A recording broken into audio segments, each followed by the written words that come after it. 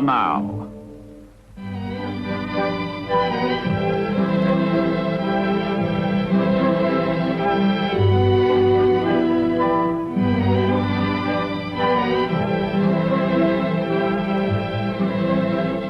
Poured from some 100 factories, reaped from some 1,000 farms, spewed out in fantastic abundance by American labor and machines. The supplies for war are heaped upon an island base in the South Pacific. All the world knows its name, Guadalcanal.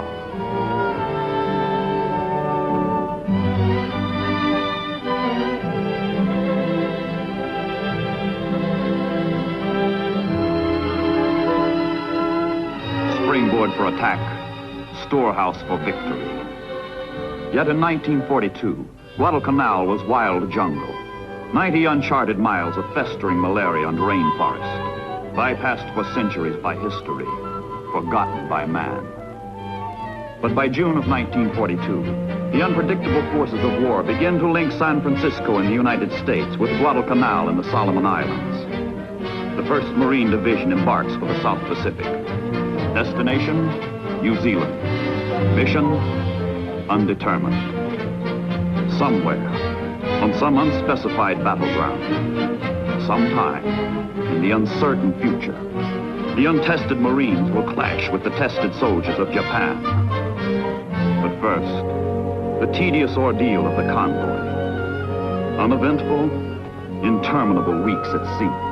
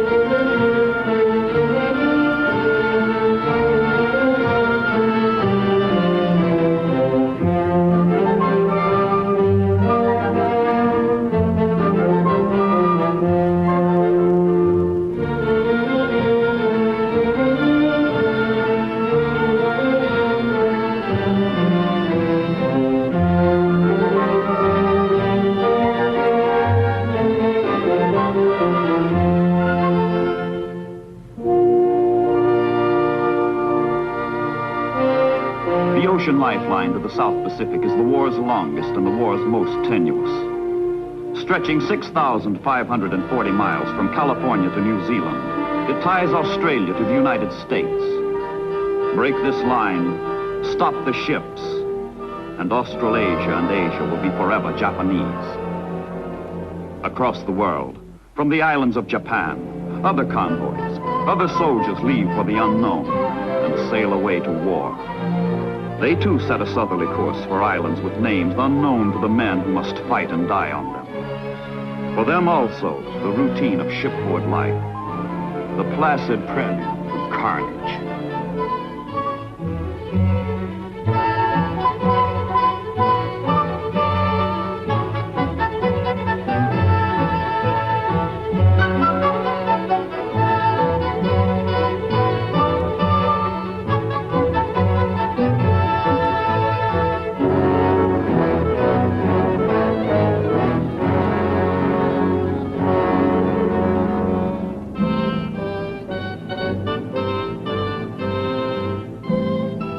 After the conquest of Rabaul and the Bismarck Archipelago, the Japanese push down the Solomon Islands. The two opposing forces slowly converge.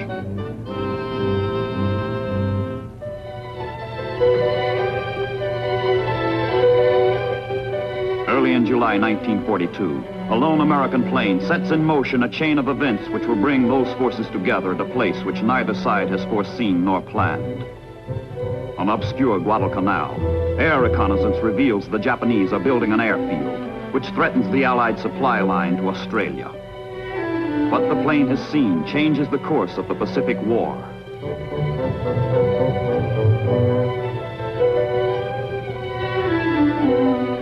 The Pentagon, Washington, seat of American war planning. The Joint Chiefs of Staff recast their global strategy to meet the new Japanese menace to the Allied positions in the South Pacific. Resources are slim, trained troops are lacking, but the Japanese can be permitted to go no further. Guadalcanal must be taken. Admiral King casts the die.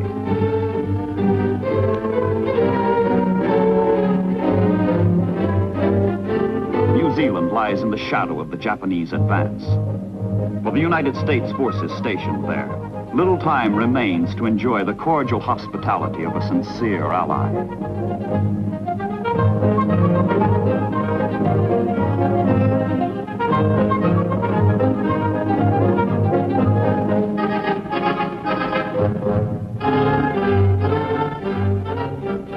The Marines have their mission now, to launch the first offensive land action in the Pacific War. Under Generals Vandegrift and Rupertus, the 1st Division is ordered to Guadalcanal, ordered to seize the island and its airstrip. This means another convoy, but it is very different. This convoy, loaded and geared, sails for combat, sails for battle.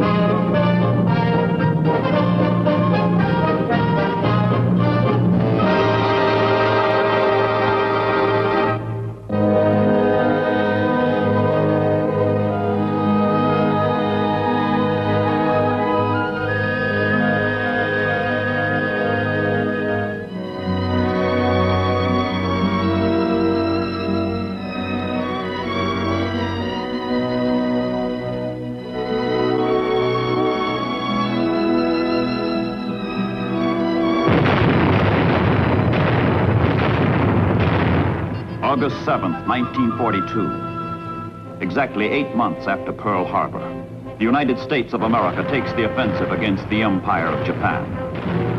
For the first time, the American overture to assault preludes invasion of the islands across the Pacific. The theme of the future is played on the beaches of Guadalcanal.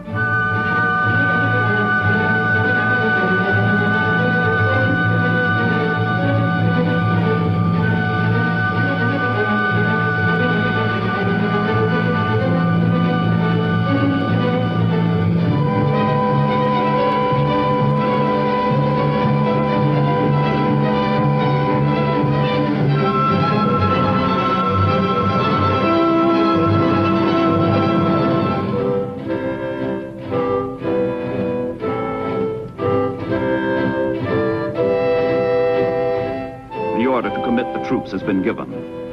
Land the landing force. The day of hit and run in the Pacific is over. The hour of hit and stay has come. The first American amphibious operation in World War II is enacted like a dress rehearsal. Bombardment has driven the enemy off the beaches. The Marines walk ashore, into the island.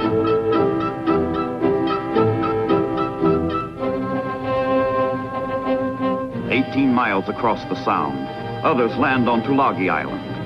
Violently opposed by Japanese Marines, American Marines fight their way ashore.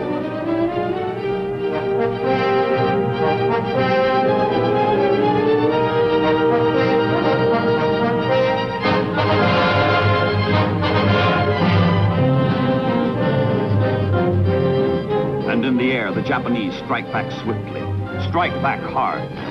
Bombers from Rabaul hit American transports before they can unload supplies vitally needed to sustain the landings.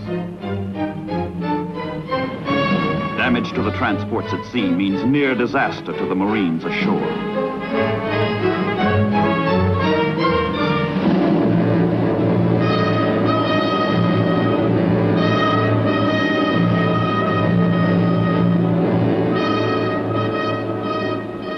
The shattered transports withdraw.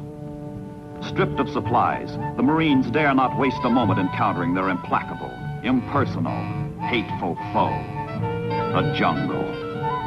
Now it begins. The toil and the terror that makes Guadalcanal not a name, but an emotion.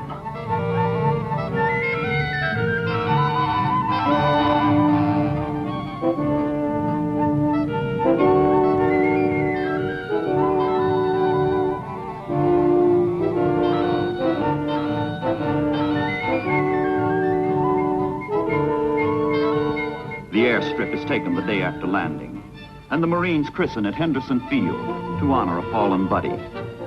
Their own gear destroyed, the engineers use Japanese equipment to prepare the field for the first American planes.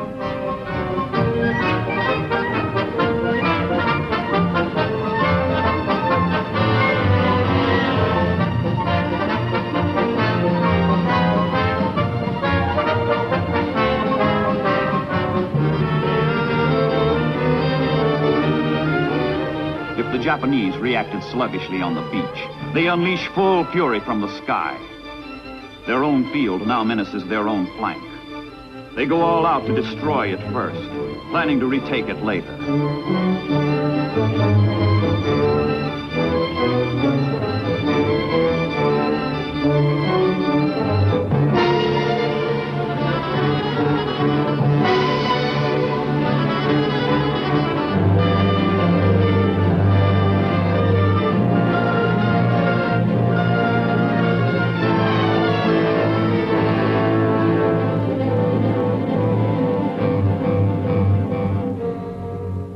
Under the dark cover of night, the Japanese filter reinforcements ashore. Special landing troops, Imperial Marines, crack units. Their general has warned. This is the decisive battle between Japan and the United States. A battle on which the rise or fall of the Japanese Empire will depend. No troops are better fitted than these to master the jungle. Fearless, these men have been schooled in stealth and infiltration. They are experts in ambush and concealment.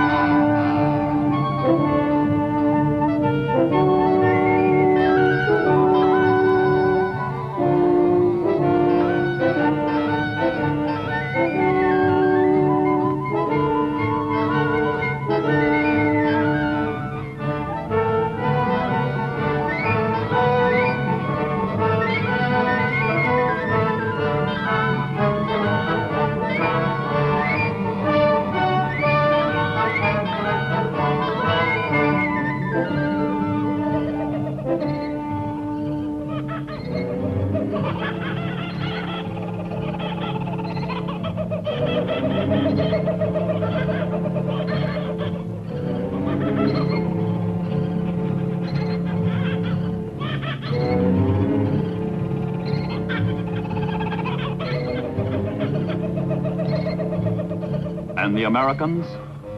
They meet savagery with savagery.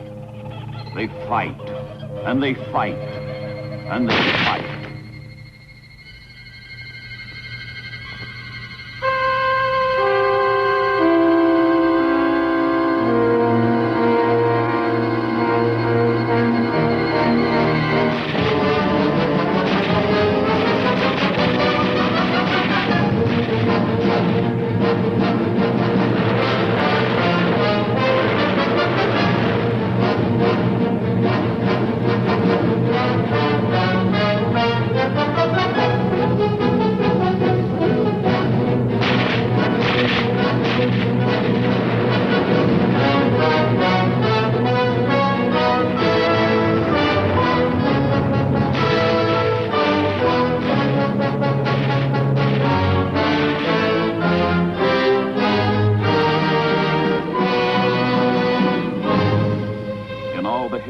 of human slaughter. Few troops have ever endured such scourging as the Marines on Guadalcanal. The casualties mount from the fighting, from malaria, from dengue, from the rot and corruption of the jungle, which knows not mercy.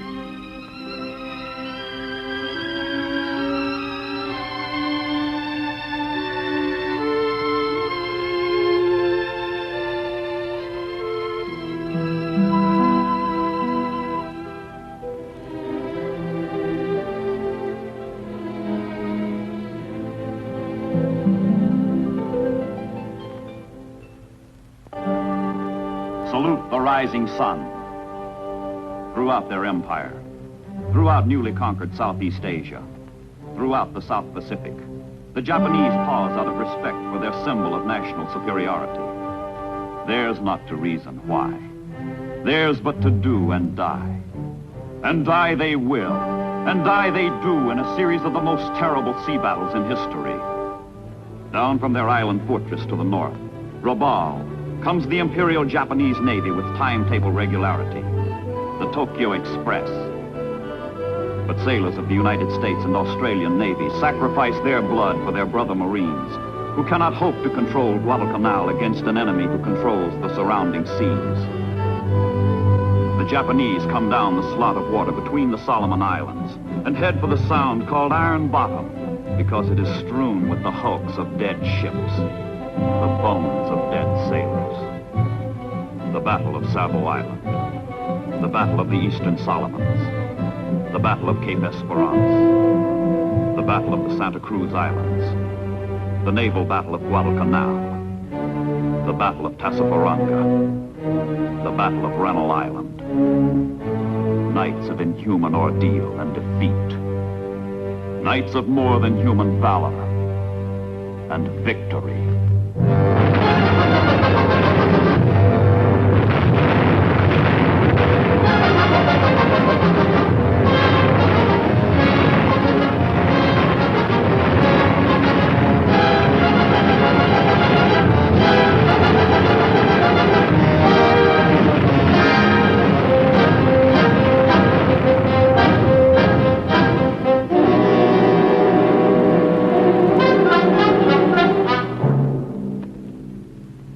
Guadalcanal is a running wound through which both sides bleed.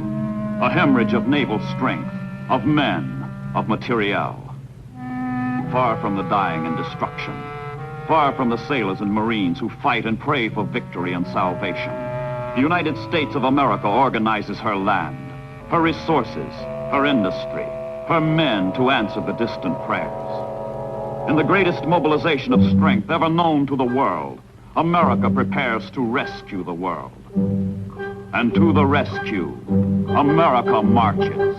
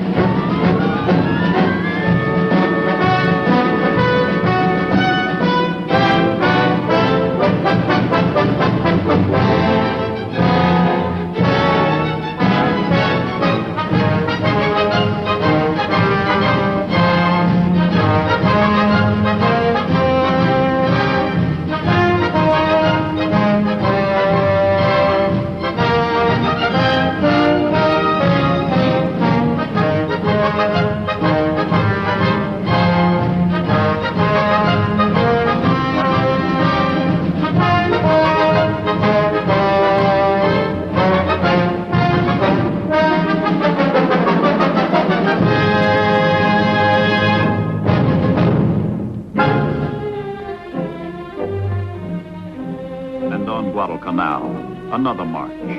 A march of grim men. Old young men. A march of men leaving purgatory.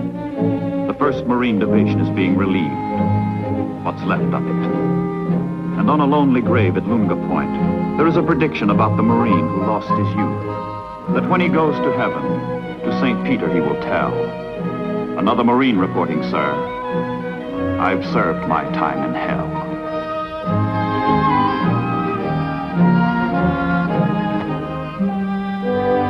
Admiral Nimitz, Commander-in-Chief, Pacific Ocean Areas, flies down from Pearl Harbor to pay what small tribute is within man's province.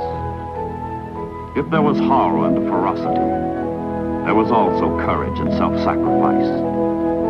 If there was death, filth and disease, the Marines turned the tide of war and stopped their enemy. The Japanese will advance no further. And as the surviving Marines wave goodbye, one of the greatest tales of heroism slips out of focus into history.